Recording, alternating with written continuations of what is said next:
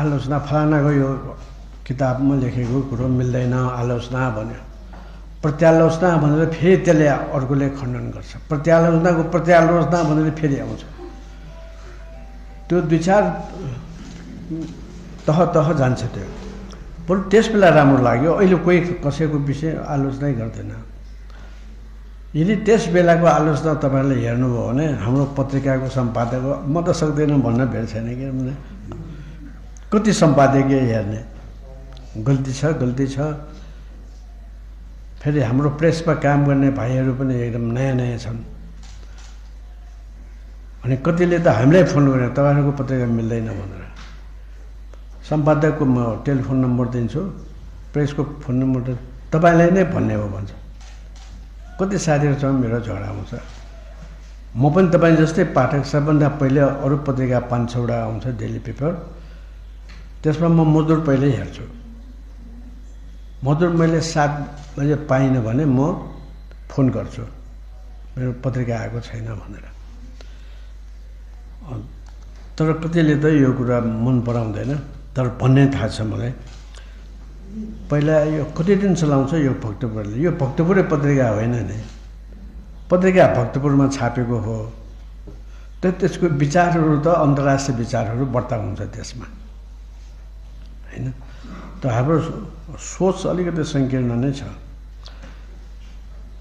अब New York times आउँछ New York times भनेको न्युयोर्कको त्यो मेयरलाई या त्यहाँको गभर्नरलाई गाली गर्नेहरूले के हो यो भनेर त्यो त अमेरिकाको विचार सरकारको जे विचार छ त्यो विचार उसले लेख्छ फलानाको विचार भनेर पत्रिकाले चलाइदिने हो त्यसकारण हाम्रो पनि भक्तपुरले चलाइदियो एकचोटि मलाई शंका लागेर बुटोलमा जाँदा डेली पेपर एउटा वामपन्थी ढंगले लेख्ने डेली पेपर कहीँ पनि छैन तर बुटोलमा छ त्यहाँको हाम्रो साथीले भनेर एकचोटि त्यो प्रेस हेरौँ भनेको फोन गरेन म हेर्न आउँछु भनिदिनु फेरि नसोधिकन हेर्न जान्नुहुन्न गएँ जाँदाखेरि त 5-10 जना सबै रिटायर्ड अफिसरहरू र रिटायर्ड प्राध्यापकहरू मात्रै छन् त्यहाँ सबै खलवाड हामीभन्दा ज्येष्ठहरू मात्रै मैले हेरेँ त्यहाँ मध्ये मुख्य मान्छेलाई थाहा थियो अरूलाई थाहा थिएन ल तपाईँ कसरी आइपुग्नु भयो भने उहाँसँग कुरा भयो उहाँले बोलाउनु भयो म त आएँ भने त्यो देखेपछि मलाई चित्त बुझ्यो हाम्रो साथीहरूले धेरै कमजोरी गरे जस्तो लाग्यो तर त्यो पत्रिकामा पनि मैले कमजोरीहरू देखेँ जबकि तिनीहरू सबै प्रोफेसर रिटायर्ड भएको पोख्त भनौँ न एक प्रकारले तर हामीले यहाँ काम गरेका हाम्रा किसानका सानसाना छोराछोरीलाई हामीले प्रेसमा देखायो भने यो रोहित झुट बोल्छ यो भन्नु बिर छैन म त छक्कै भने तैपनि धन्य गरिरहेछन् सबैले म चिन्दैन भने हिजो एउटा डेली पेपरमा विभिन्न जिल्लाका अहिले नयाँ अगाडि आएका युवाहरूको विषयमा लेखेको थियो तिनीहरूको बारेमा भक्तपुरको काशी छ भन्ने एकजनाको पनि देखेँ यो काशी छ भनेको को हो कुन पार्टीको हो मैले हेर्दाखेरि ठिकै थियो राम्रो थियो भनेर हाम्रै पत्रिका बेच्ने भाइ हो भन्ने अचम्म लाग्यो मैले चिनेको देखेको हुँदा तर यही मान्छे हो भने टिचर पनि हुने भने मैले त्यो कुरोमा हाम्रो सम्पादक साथीहरूसँग कुरा गर्छु भने कुरा गर्नु पाएको छैन मैले हेरेँ सबै झन्डै अब जो व्यापार स्यापारमा लागेको तिनीहरूलाई मैले हेरिनँ तर 15-20 जना मान्छेहरूको त्यस्तो छन् यसकारण अब हामीले लुकाएर पनि हुँदैन हामीले नपढे पनि हामीलाई थाहा हुँदैन काशी छ त्यो जातेले सायद यो पहिलेको 1-2 नम्बरकै विद्यार्थी होला या बुद्धिजीवी होला या अर्कै मान्छे हो कि भनेर हामीले नचिनेर साथीले सोध्यो को हो यो काशी छ फलाना हो भन्ने भयो अर्कोसँग सोद्धाखेरि यो त हाम्रै पत्रिकाको विद्यार्थी हो सानैदेखि काम गरेको भन्ने भयो त सायद मैले चिने छैन अहिले एक दुईचोटि सबैलाई फेरि एकचोटि चिन्नु पर्यो भन्ने छ। एक दुई वर्ष अगाडि पनि त्यस्तै हो, मचाटा भन्छ। मचाट भने केटाकेटी भनेको हो नेपालीमा। पत्रिका बेच्ने नेता केटाकेटी हुन्छ र एकचोटि हामी चिया पार्टी गरौँ भनेर अफिसमा गएर त्यहाँ प्रेसमा गएर मैले कुरा गर्दाखेरि सबै अग्ला एमए पास गरेका यी भाइहरू केटाकेटी हो के कुरा गरिरहेको, एमए छ, नाति भइसकेका मान्छेहरू छन् सबै।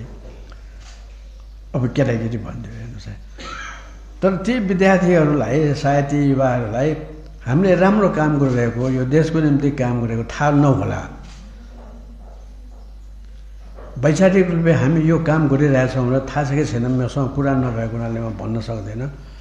त्यो होला भने सम्झन्छु म, किनभने छलफल त कहिले हुँदैन। यहाँ पनि ती साथीहरूले बोलाउनु भएको छ कि छैन थाहा छैन, तर बोलाउनु पर्ने हो। पत्रिकामा काम गर्ने सबै साथीहरूलाई हामीले बोलाउनै पर्ने। ती साथीहरूको पनि स्तर त बिस्तारै विकास गर्ने हो। त्यति गरेको खण्डमा मलाई लाग्छ त्यसमा भएका त्रुटि कमजोरीहरू घट्नेछन्। अब त्यसलाई एमए पास गरेर केटाहरूले पत्रिका बाँड्ने मात्रै काम दिएपछि त एक त उनीहरूको जुन जानकारी छ त्यो हामीले प्रयोग गर्न जानेनौँ, अथवा सम्पादकज्यूहरूको आँखामा उहाँहरूको क्यापेबिलिटीमा ध्यान गएन जस्तो लाग्छ मलाई। त्यसमा हामीले ध्यान दियौँ भने ती साथीहरूबाट पनि पत्रकारितामा या साहित्यमा धेरै राम्रो काम हुने म देख्छु। र अरू साथीहरूले जे भन्नुभएको छ त्यो त ठिकै हो है। तर आजको मजदुर आन्दोलनको आजको लास्ट हेरेँ मैले अस्तिदेखि हार्वर्ड फाउस्टको उनको विषयमा अमेरिकाको उहाँ एकदम राम्रो लेखेको, उहाँको एक दुईवटा नेपालीमा पनि अनुवाद भएको छ। हामीले मजदुर किसान भन्ने म्यागजिनमा उहाँको जीवनी पनि आएको छ। अब कति साथीहरूलाई थाहा छ कि छैन त्यो। प्रगतिशील साहित्यकारहरूमा संसारमा सबभन्दा राम्रो मान्छे मध्ये एकजना उहाँ पनि हुनुहुन्छ। तर उहाँको त्यो मजदुर आन्दोलनको रिपोर्ट यसपालि अनुवाद भएको छ। केही कमी कमजोरी छन्, कसले अनुवाद गर्नुभएको मलाई थाहा छैन। तर त्यसमा एउटा शब्द कति दोहोरिएको छ भने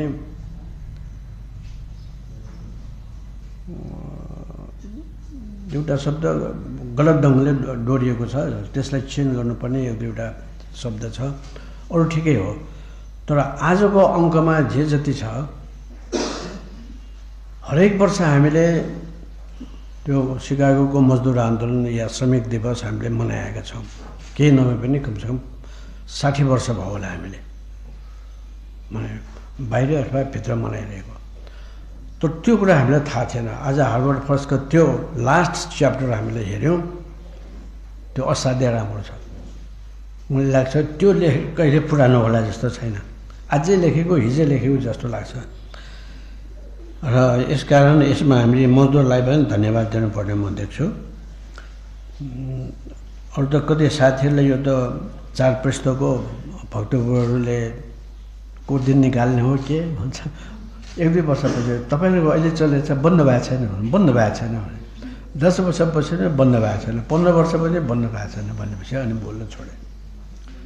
अब हामीलाई पनि अब चल्छ कि चल्दैन, हामी पनि त्यसरी अब प्रेसको बारेमा हामीलाई कम जानकारी छ।